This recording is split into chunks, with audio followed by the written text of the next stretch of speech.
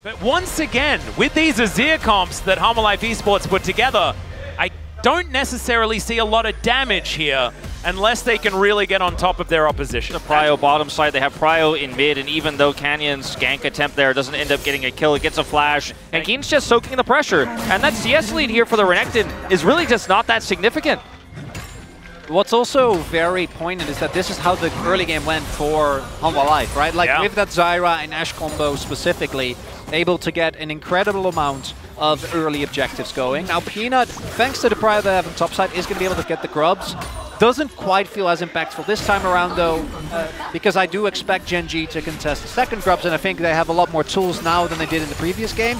And that is, when is Hanwha Life Esports looking to fight? When is going to be that time where they hit that sweet spot of power spikes? Or do they even have one against what Gen G has here in this game?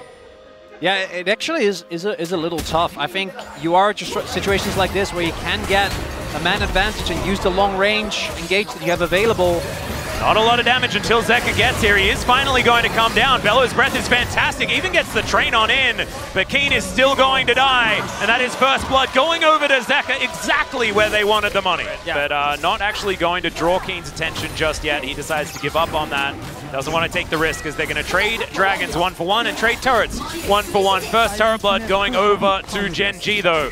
They lock down that top outer. Yeah, I imagine that they were looking to see if Keen was going to TP back in because they were hiding in fog. If he does TP, you're definitely diving again, especially with 4 people there. Peanut, as the other ones can backfire a little bit.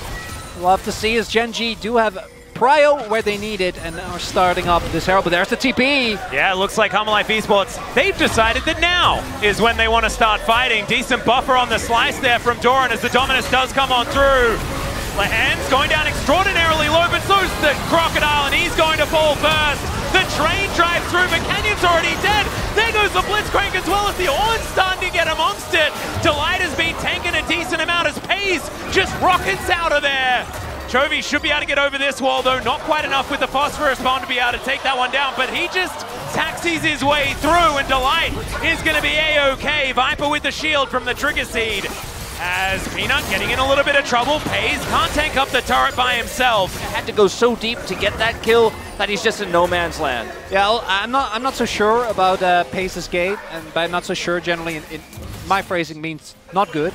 It is a fair bit of money. It's good. For Gen G. It's a very good hook. Yeah, it does make a lot of sense, especially Peanut had just used it. The chain CC lands on top of him, the Ivan. Oh, they just took down his best friend, and then they cut him down as well. Another hook, and that is the Azir.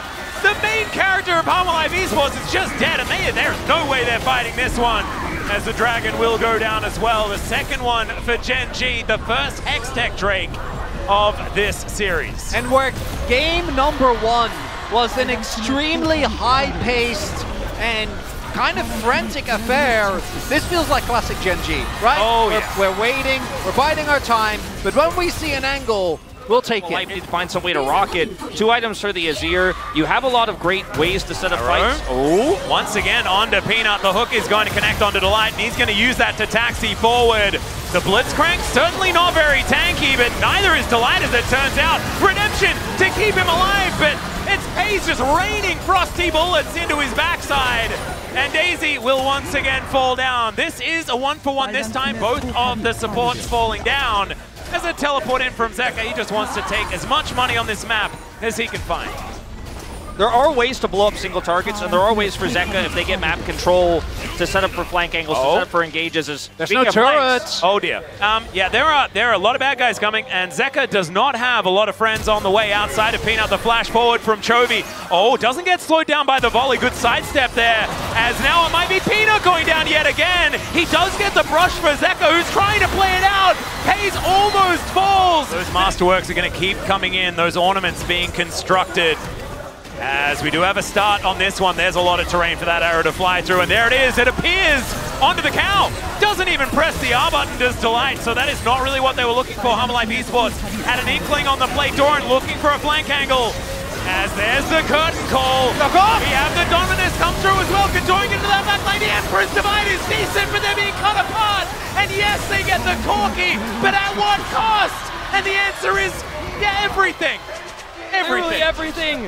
They lose the fight, they lose Soul Point, and it looks likely they will now lose the Baron. The arrow, but still took a lot of damage, and it was difficult for Hanwha Life to turn there, and they forced it anyways, and Corki dies, sure, but like you said, they lose basically everything, and this might be the defining moment in this second game. We're not going to be able to find too much more there.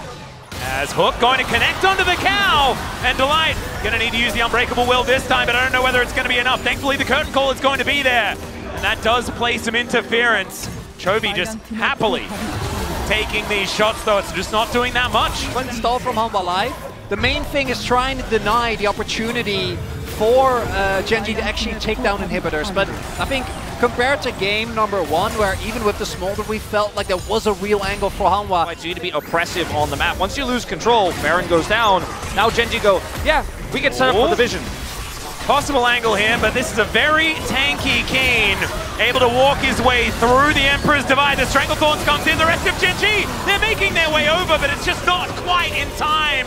They'll take a Consolation Daisy, but they still lose their top laner. But the arrow is up, and it's going to be thrown straight into Zeka, who's in Fog of War. There is a brush there to make sure that he is not going to be seen. Finally, they get a control ward through, but now, will it be Hextech Soul, which is probably game, or will it be a one-team fight finally for Hanwha Life Esports? Already Kayn going down very, very low as Chovy trying to cut up Doran, and Doran just can't do anything. He's kind of a handbag in this one. They do manage to take down the Dragon in exchange for the Crocodile. It's a reptilian bargain, but I don't know whether it's going to work because it looks like after the deal is done, Gen.G trying to close this one out. The train does get one knockup, but not onto the priority target as Zeka in the brushes once again.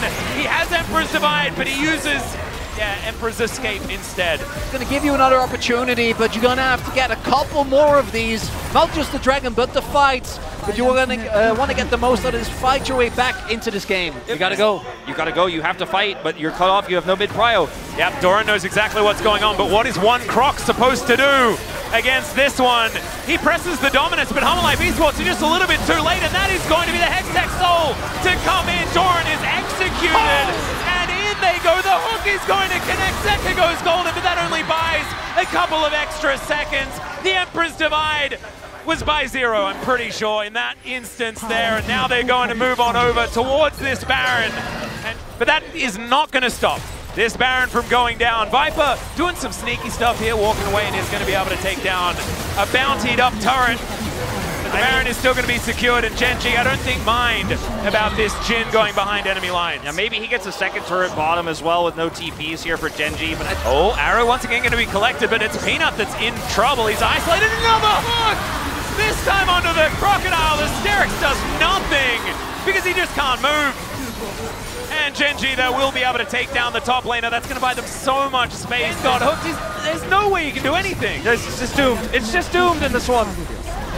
And the first inhibitor turret is going to go down. Inhibitor very short to follow. Minion waves prepared earlier here for Gen.G are now taxiing towards both flanking turrets here. And Hanwha Life Esports, is there anything? Is there any angle? The thing is, I just don't see it. I don't see what they're supposed to do in this situation. Another arrow going to be soaked by Peanut. The tree is felled once again. The cow follows suit. The pigeon's down. And Viper just has to look on in horror as his menagerie is destroyed. And the Nexus is going to follow. Ladies and gentlemen, in this grand final, it's turning into a best of 3 as Gen.G clap back, and they clap back hard. These were some of the best highlights from today's 2024 LCK Summer Split matchup. Which moment was your favorite? Let me know in the comment section below. This is OP, and I'll see you tomorrow. Take care.